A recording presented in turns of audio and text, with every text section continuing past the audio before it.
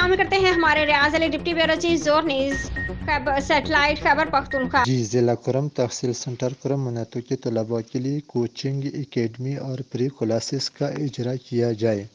Higher secondary classes نہ ہونے کی وجہ سے میٹرک پاس 96 طلباء کا مستقبل تاریک ہونے کا خدشہ ہے۔ طلباء کا مطالبہ کمیونٹی تعلیمی حلقہ پر کرنے کے لیے کوچنگ اکیڈمی اور مفت کلاسز کے قیام کی پرجوش درخواست کر رہی ہے۔ منتو وسطی کرم کے مکنونی کمانڈنٹل اسکاؤٹ ایگزابان ونگ کرنل عمر اقبال سے اپیل کی ہے کہ وہ پاک فوج کے تعاون سے منتو علاقے کے لیے ایک عظیم الشان ہائر سیکنڈری اسکول تعمیر کریں۔ جبکہ تعلیم مکمل ہو جائے، سیکورٹی خدشات اور نامعلوم وجوہات کی بنا پر اسکول نے ابھی تک کلاسز شروع نہیں کی ہیں۔ اس تاخیر نے طلباء اور ان کے اہل خانہ کو غیر یقینی کیفیت میں ڈال دیا ہے۔ اس سال گورنمنٹ ہائر سیکنڈری اسکول منتو میں میٹرک کے سالانہ امتحان میں تقریباً 95 طلباء نے شاندار کارکردگی کا مظاہرہ کیا۔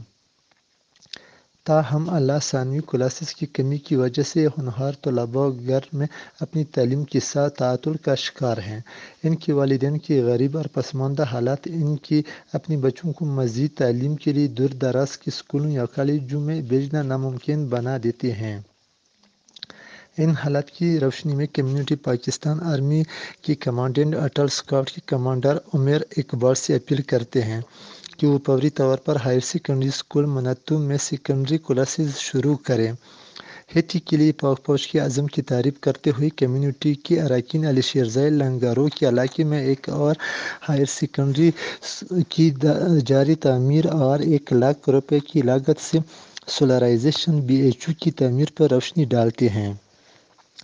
1 کروڑ 2 لاکھ ایک بار جب یہ منصوبہ مکمل ہو جائے تو توقع کرتے ہیں کہ علاقے میں تعلیم اور صحت کی دیکھ بھال کے چیلنجوں کو مؤثر طریقے سے حل کیا جائے گا۔ اس وقت منتو ہائی اسکول میں تقریباً 700 طالب علم داخل ہیں اور لڑکیوں کی ہائی اسکول عمارت کی درخواست بھی زیر التوا ہے۔ اہلیہ منتو نے سکریٹری تعلیم معتصم باللہ شاہ اور سکریٹری امور اورکزئی کی ماہر تعلیم، صوبائی وزیر تعلیم ڈاکٹر قاسم جان سمیت ضلعی ایجوکیشن آفیسر سلطان محمد سے مطالبہ کرتے ہیں کہ منتو کی تعلیمی معیار بہتر بنانے کے لیے ٹھوس اقدامات کریں تاکہ یہ علاقہ ترقی میں اہم کردار ادا کرے۔ یہ علاقے میں قیمتی جنگلات، اخروٹ اور انار کے درختوں سے مالا مال ہے۔ اگر حکومت توجہ دے تو یقیناً یہ علاقہ پاکستان کے سیاحتی علاقوں میں شمار کیا جائے گا۔ ریاض علی ڈپٹی بیورو چیف زور نیوز سیٹلائٹ خیبر پختونخوا۔